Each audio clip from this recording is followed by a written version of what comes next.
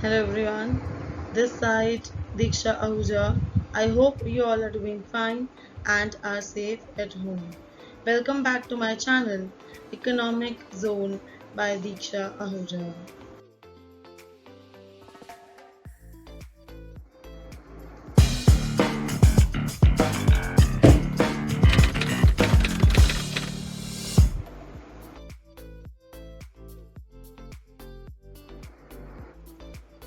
So today's topic of the video is Statistics Chapter 2, Collection of Data Part 2. As you know, in Part 1, I have told you the content of the chapter that includes all the sources of primary and secondary data. So let us know what this video is covering.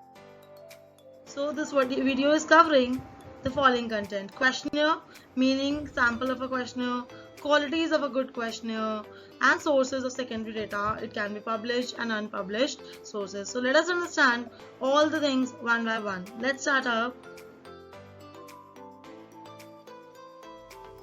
Firstly, let us know the meaning of questionnaire.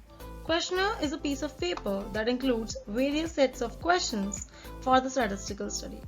It is a questionnaire which the enumerator asks from the informant. So it can be said that a set of printed or written questions with choice of answers which is being surveyed for some statistical study. For example, let's say we need to know that whether Delhi-height people speak English or not. To do this survey, we will make one questionnaire, and then the enumerator will go door to door to ask the persons various questions regarding the same from the informants. So it is one of the major form of primary source of data through which we get primary source of data, and it is a famous method to do so.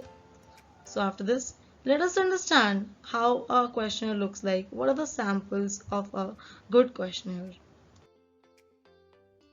So let us have a look on the sample of questionnaire. In front of you, there is one questionnaire being seen, which is the patient name, date of visit.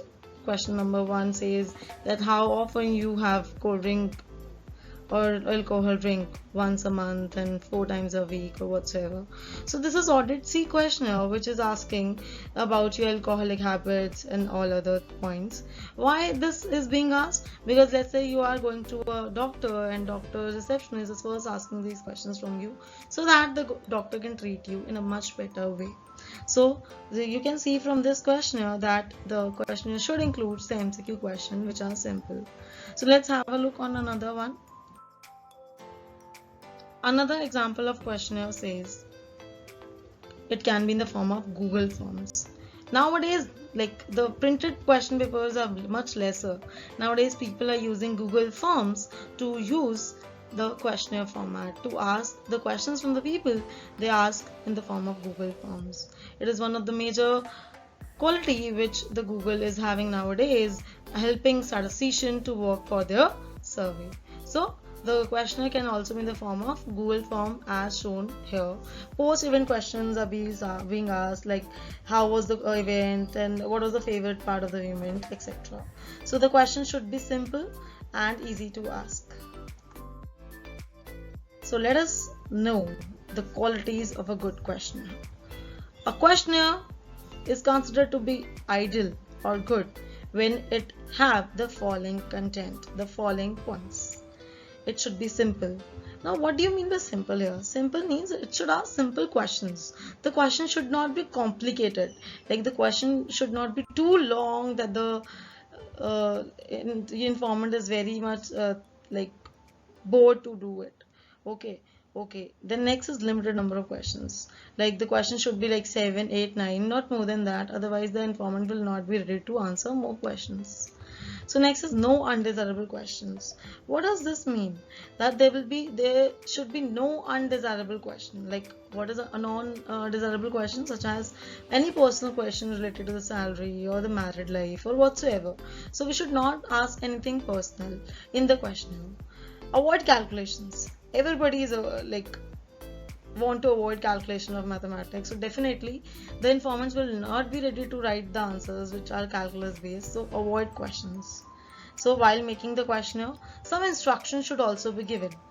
in the beginning of the questionnaire mentioning for what we are doing this survey, what was the reason for doing this, and try to explain that this information is confidential and they will not disclose this information, make them in confidence.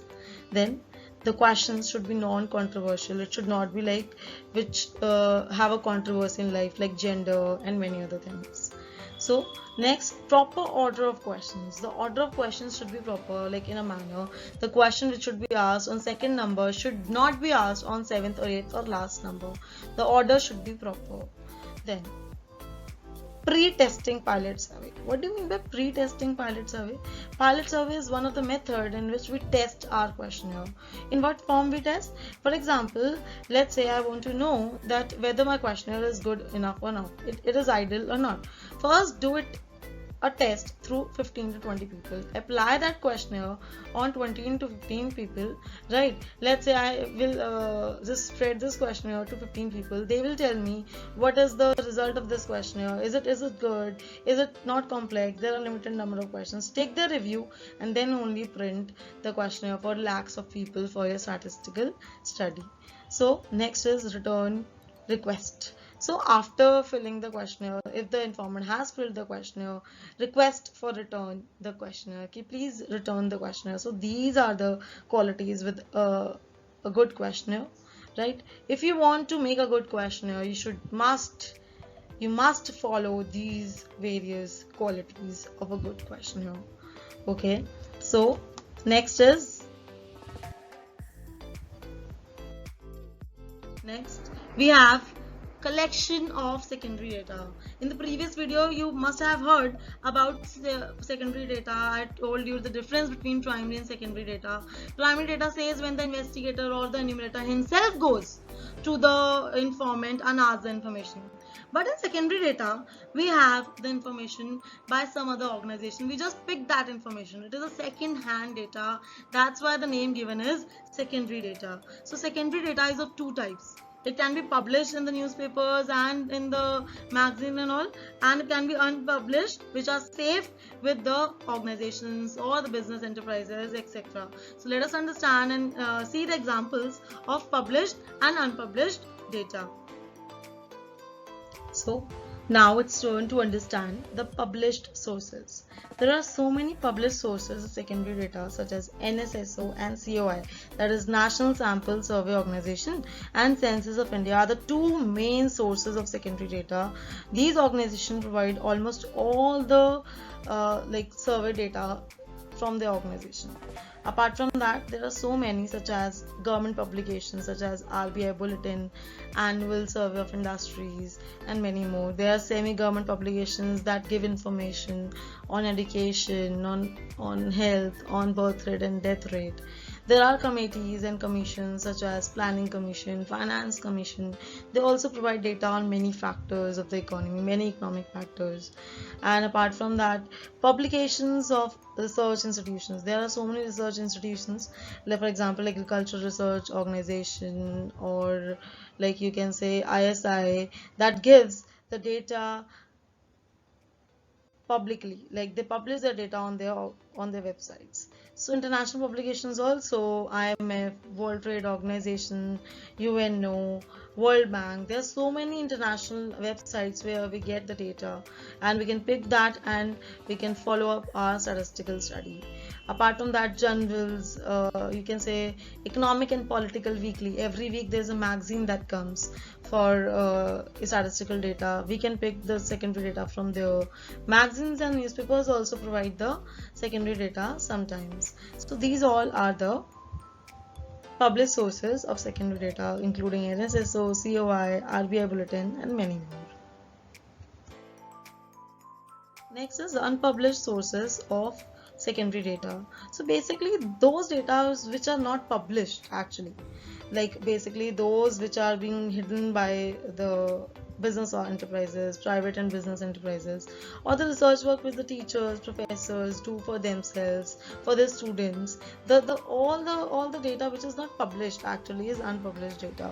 So these are kept in the form of files, records, and documents with the organization, and they are not published on any of the website or any of the organizations books. They are just kept in their own organization books and records. Thank you for watching, students. Bye bye for today.